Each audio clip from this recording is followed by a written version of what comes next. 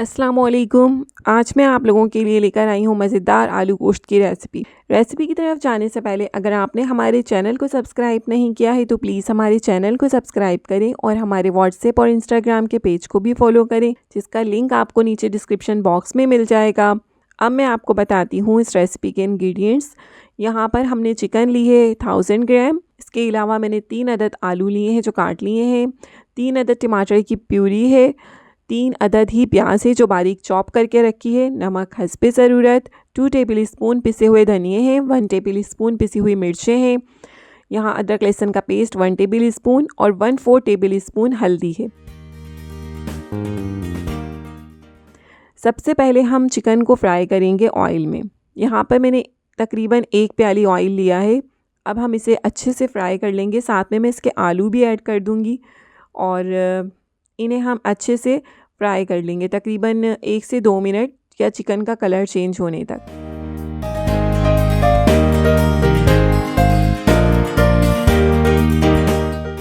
यहाँ पर चिकन का कलर चेंज हो चुका है। अब मैं इसे निकाल लूँगी, चिकन और आलू दोनों निकाल लूँगी इसमें से, और फिर इसी ऑयल में हम प्याज फ्राई कर लेंगे।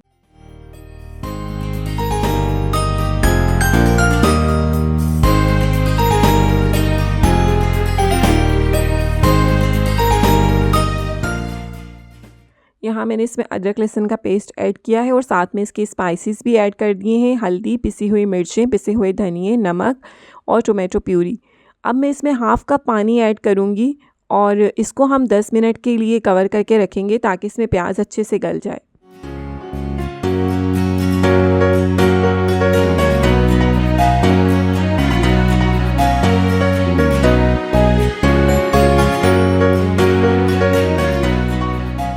यहाँ पर मसाला अच्छे से तैयार हो चुका है।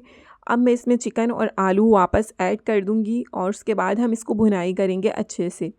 तकरीबन 2 से 3 मिनट तक हमें इसे भूनना है।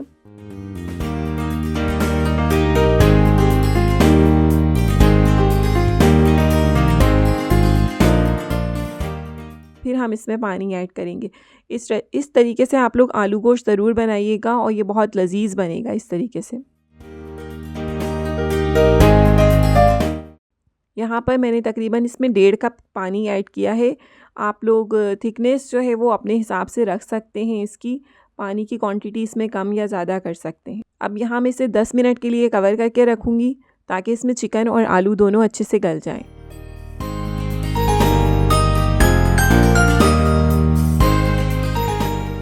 यहाँ पर चिकन और आलू अच्छे से गल चुके हैं। अब मैंने इसमें पिसा हुआ गरम मसाला ऐड किया है तकरीबन 1/4 टेबलस्पून के करीब, और मज़ेदार आलू गोश्त का सालन तैयार है।